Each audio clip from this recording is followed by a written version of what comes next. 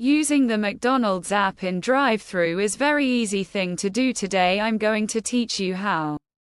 You guys can use McDonald's app in the drive-thru, so in order to do that you simply have to go to your McDonald's application, and McDonald's application you have to go to rewards and deal. I don't know it, just won't let me access it, and it won't let me log in. I don't know it was some sort of regional Arab, but in your case you just have to go to that option, and then you will easily be able to see an option for redeem codes. You just have to redeem it, and then you will see an option for use at drive-thru. We just have to select that option, and then you will get some sort of digit code that you need to provide the crew before you order, and then you will easily be able to avail this coins from your avail discount from your McDonald's app. Add to drive-thru. So that's pretty much it that I will be able to do it. Hope you guys find this very helpful.